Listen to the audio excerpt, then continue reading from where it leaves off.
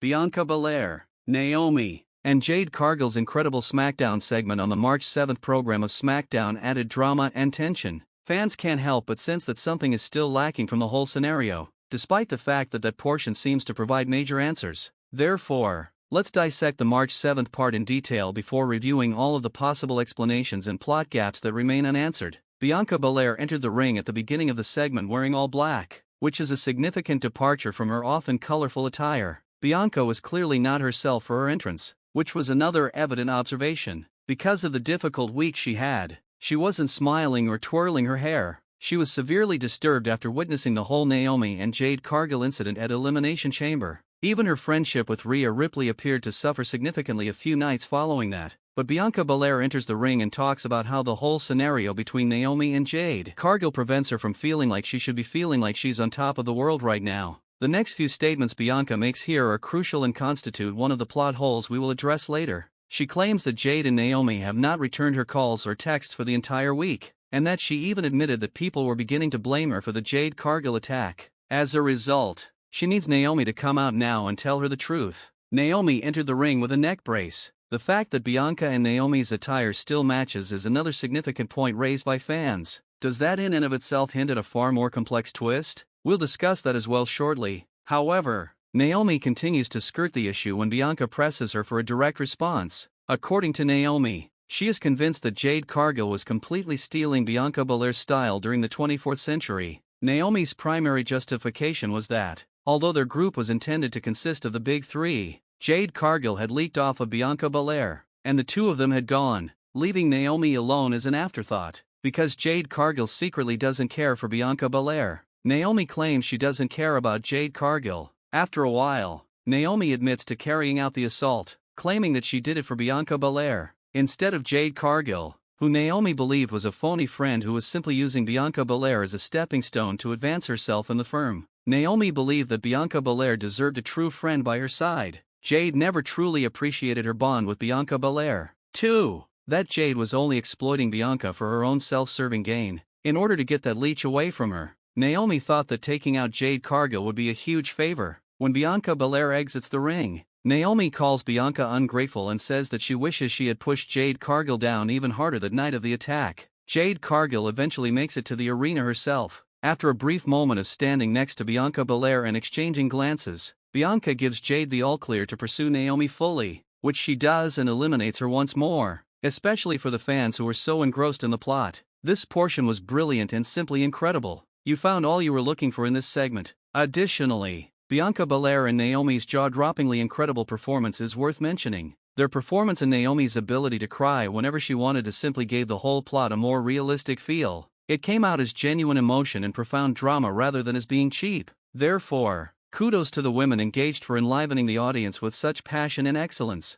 However, even though we have been adoring this plotline on Wrestling Planet CC, we must also consider its shortcomings, and there are a lot of them. The first is, of course, Jade Cargill's failure to communicate with Bianca Belair in particular. We see why Jade Cargill refrained from contacting Naomi. It makes sense. But why couldn't Jade Cargill have just texted Bianca Belair what she knew about Naomi's actions if she had known from the beginning that she was the one who did it? Wouldn't Jade have texted Bianca immediately in November to warn Naomi and let her know everything that transpired if she genuinely cared about Bianca and her well-being? Even in the days after Jade Cargill's return to the Elimination Chamber, the same thing happened. If Jade Cargill was aware that Naomi was the one who did it and that Bianca Belair was innocent, why was she disregarding her calls and texts? If Jade is still unsure about Bianca's involvement, there's no reason to treat her and worry about her in that way. Then that makes sense. However, if Naomi was the one who actually did it, why couldn't Jade just respond to one of Bianca's texts after the Elimination Chamber? Therefore,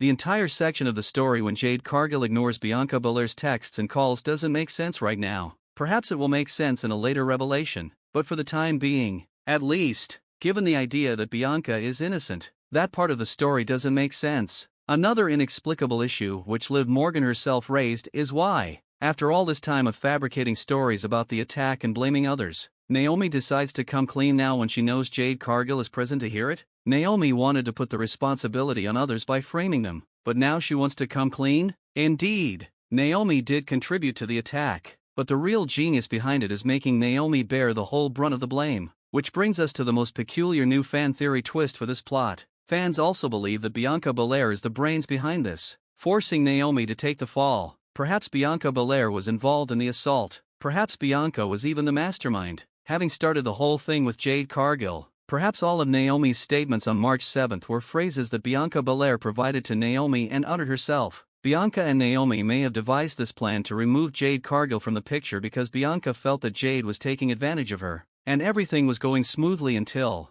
of course, Jade Cargill came back, assaulted Naomi, and destroyed everything. However, the fact that Jade Cargill did not suspect Bianca Belair of being involved in the attack may have been the reason for Bianca and Naomi to come up with this significant audible and alter their plan. Bianca Belair made Naomi come out and publicly confess to carrying out the attack and take responsibility in order to clear Bianca's name and get Jade to leave her alone. In a brief statement near the beginning of the segment, Bianca said that she didn't like that people were accusing her of being involved in the attack. Perhaps this is the case, and Bianca actually made Naomi take the fall so that people would stop being suspicious of her. Since Naomi and Bianca are close friends, it's possible that Naomi consented to take the fall in order for Jade Cargill to leave Bianca alone. This would allow Bianca to unwind and concentrate on her world title showdown at WrestleMania without having to worry about always watching for Jade Cargill. Would Naomi treat Bianca in that way? Accept the full fall and the blame so Bianca may concentrate on her title bout at WrestleMania? It certainly appears to be feasible. Fans are also speculating about the possibility of anything akin to Damage Control's events from the previous year. Dakota Kai sided with Bayley against the other members of the group during the Damage Control story. However,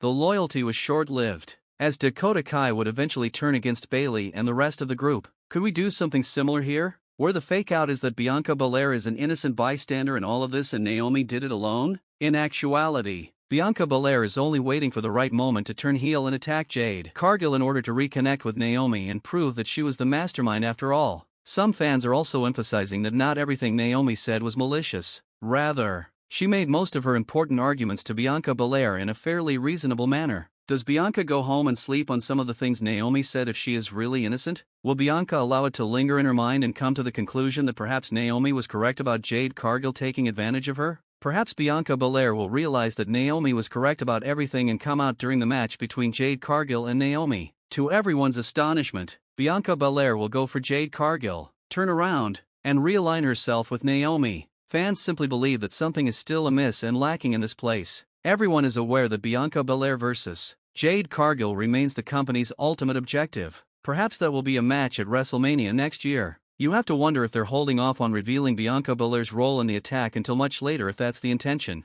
for them to meet one-on-one someday. Thus, that is currently the most popular theory. Either Naomi did it on her own, or Bianca Belair made Naomi accept full responsibility, and Naomi did it because she genuinely wanted to see Bianca Belair succeed and regain her world title. Even after the confession, many continue to believe that something is being withheld from us. Additionally, fans believe that they are retaining the Jade Cargill attacks backstage security tape since it clearly tells a far different tale than the one Bianca and Naomi are currently presenting.